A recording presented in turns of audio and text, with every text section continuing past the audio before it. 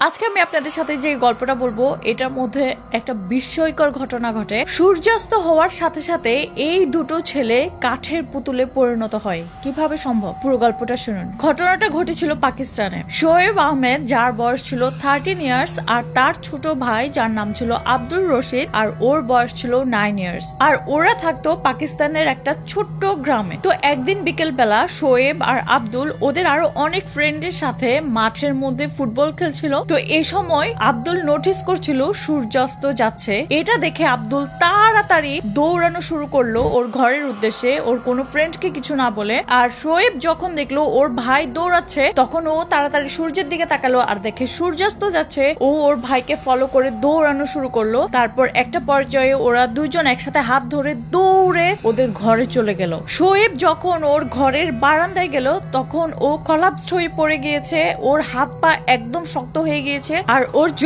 একদম লকড হয়ে গিয়েছে, মানে ওর জ নাড়াচড়া করতে পারছিল না। আর এই পর্যায়ে আব্দুল তাড়াতাড়ি দৌড়ে ওর রুমে গিয়ে ওর বেডে শুয়ে গেল ওর সময় থাকতে থাকতে। আর একটু পরে আব্দুলও সেম কাঠের পুতুলের মতো একদম হাত পা শক্ত হয়ে গিয়েছিল, ওর জ লকড হয়ে গিয়েছিল, মানে একটুও নড়াচড়া করতে পারছিল না। আর একটু পরে শোয়েব আর আব্দুলের বাবা এসে শোয়েবকে বারান্দা থেকে কোলে নিয়ে ওর বেডে শুয়ে দিয়েছিল, ওর গায়ের উপর ব্ল্যাঙ্কেট দিয়ে দিয়েছিল। এরপর বাবাও ঘুমাতে গিয়েছিল। আর এটা ছিল শোয়েব, আব্দুল আর ওর ফ্যামিলির জন্য একটা নরমাল দিন। তো একদিন শোয়েব আর আব্দুলের গ্রামে অনেক দামি দামি সুন্দর সুন্দর গাড়ি দিয়ে কতগুলো সায়েন্টিস্ট এসেছিল শোয়েব আর আব্দুলকে দেখতে। কারণ এই নিউজ পুরো পাকিস্তানে প্রায় ছড়িয়ে গিয়েছিল যে রাত হলে এই দুটো ছেলে একদম কলাপস হয়ে যায়, ওদের মুভমেন্ট থাকে না। তো ওরা ইনভেস্টিগেট করতে আসছিল এটা রিয়েল নাকি। কিন্তু ওই দিন যে সায়েন্টিস্টরা এসেছিল ওরা এসেছিল দুপুরে। তো ওরা দেখে শোয়েব আব্দুল খেলাধুলা করছে, ওদের কাছে তো এটা নর্মাল। তো ওরা ওই সময় শোয়েব আর আব্দুল থেকে ব্লাড নিল,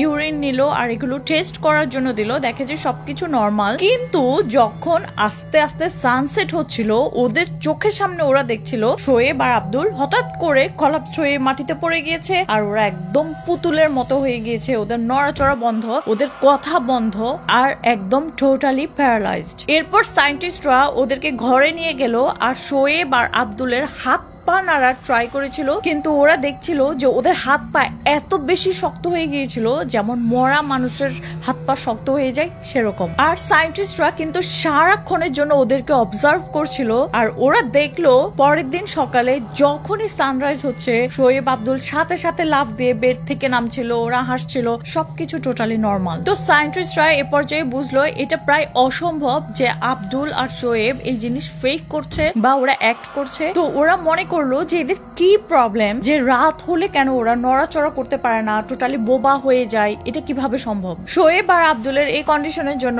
ওদের পুরো ফ্যামিলি মনে করতো সূর্যাস্তের সাথে সাথে ওদের উপর খারাপ কোনো কিছু ভর করে। এই কারণে ওরা এটা ট্রিটমেন্টও করেছিল, কিন্তু কোনো উপকারে আসেনি। শোয়েব আর আব্দুলের এই কন্ডিশন এত বেশি রেয়ার ছিল, তো ওই ফ্যামিলিকে এসে অনেক টিভি নিউজ ইন্টারভিউ করতো। তো এই কারণে পুরো পাকিস্তানে এই নিউজটা ছড়িয়ে পড়েছিল। তো এই নিউজটা একদিন দেখেছিল পাকিস্তানের একজন ডক্টর, যার নাম ছিল জাভেদ আকরাম। আর জাভেদ আকরাম ছিল পাকিস্তানের মেডিকেল সায়েন্সের একজন লিডিং ডক্টর। তো যেই সায়েন্টিস্টরা শোয়েব আর আব্দুলের উপর রিসার্চ করতে গিয়েছিল ওই ঘটনার 1 বছর পরে ডক্টর জাভেদ আকরাম মনে করলো উনি বুঝতে পেরেছে যে আসলে সূর্যাস্তের সাথে সাথে এই ছেলেগুলোর কি হয়। তখন উনি ওনার একটা টিম নিয়ে শোয়েব আর আব্দুলের ঘরে গেল। এরপর ওদিন যখন সূর্যাস্ত হচ্ছিল, আস্তে আস্তে শোয়েব আর আব্দুল আবার কাঠের পুতুলের মতো পরিণত হচ্ছিল, ওদের হাত পা স্টিফ হয়ে যাচ্ছিল, ওদের জ লকড হয়ে যাচ্ছিল, একদম টোটালি প্যারালাইজড। এই সময় জাভেদ আকরাম শোয়েব আর আব্দুলকে ছোট ছোট দুটো মেডিসিন দিয়েছিল।